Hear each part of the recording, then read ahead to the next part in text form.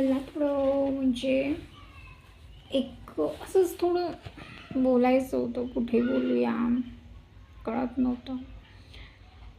तर आमच्या रिलेशनमध्ये गावाला एक मुलगी आहे. तिचं वय 35 आहे आता. कुणी म्हणतात की म्हणजे आता असं पुष्कळ होतं आहे ना, की बॉयफ्रेंड आहे, आधी दुसऱ्या मुलावरती प्रेम आहे किंवा दुसऱ्या व्यक्तीशी प्रेम आहे आणि लग्न दुसऱ्या व्यक्तीशी केलं. तसं नको करायला पाहिजे. पण ती जी मुलगी आहे तिने कोणावरच प्रेम नव्हतं केलं.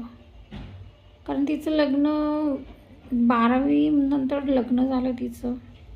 त्याच्यानंतर तिने तिच्या नवऱ्याशीच पहिलं प्रेम नवऱ्यालाच केलं. तिचा नवरासुद्धा गावाकडलाच होता, पण पुण्याला गेले ते. पुण्याला राहायचे. तिथे त्यांनी काही वर्ष सुखाने संसार केला. पण मुलाच्या मनामध्ये त्यांचं काय सुरू होतं त्यांनाच माहिती.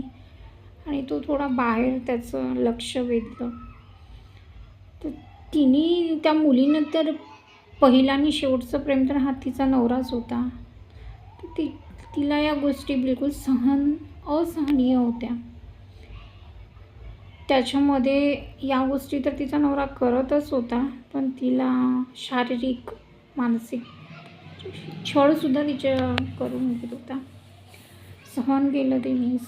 तिचं लग्न झालं असेल मे बी 2008ला वगैरे. 2010ला तिचं लग्न झालं असेल. काही वर्ष तिने सहन केले, राहिले. आता तिची अशी कंडिशन आहे की ती स्वतःला पण नॉर्मलीपणे ओळखत नाही. म्हणजे आणि ॲक्च्युली ती माझी क्लासमेट होती. मी आता गावाला गेले आणि तिच्या बाबतीत मला जेव्हा माहीत झालं, इतकंच म्हणजे शॉक बसलं मला की खूप जास्त. आणि तिच्या घरामध्ये माहेरच्या लोकांमध्ये भाऊ आहेत 2, ते बाहेर असतात. म्हणजे ते पण तिला तितकं सपोर्ट किंवा तिचं ट्रीटमेंट, मानसिक सपोर्ट या सगळ्या गोष्टी काही देत नाही.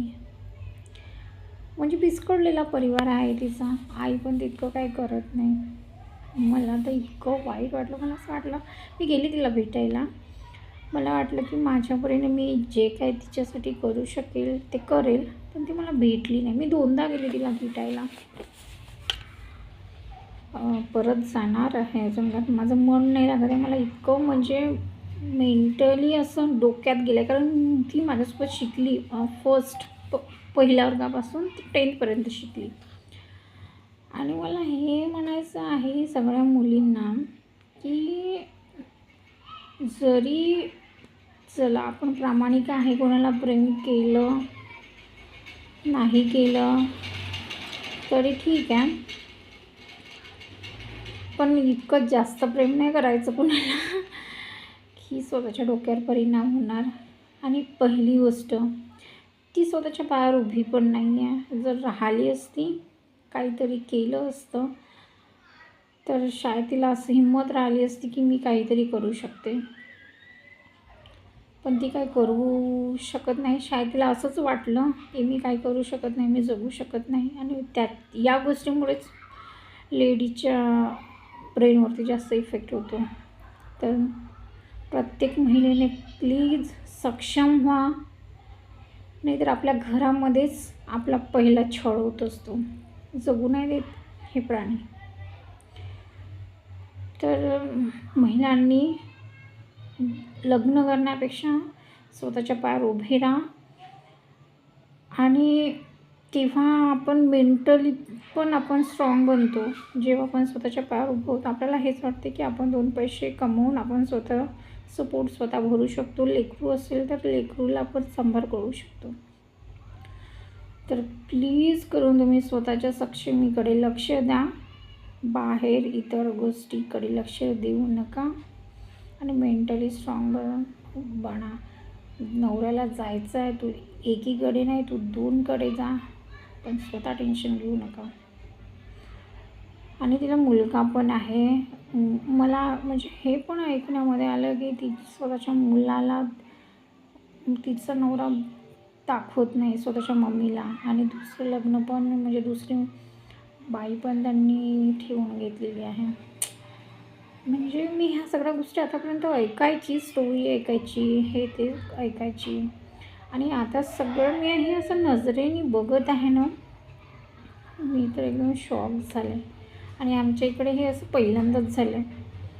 कोणाला माझ्या डोक्यात फरक पडला तर करेल मी तिला सपोर्ट, जेवढं माझ्याने बनेल. तिला मानसिक थोडं आधार, मानसिक आधाराची खूप गरज असते तेव्हा व्यक्ती अशा कंडिशनमध्ये असते तेव्हा. तर प्लीज तुम्ही पण सांगा कमेंट्स करून की तुम्हाला या सगळ्यावरती, या कंडिशनमध्ये तिने काय करायला पाहिजे आणि आपण काय सपोर्ट करायला पाहिजे. धन्यवाद.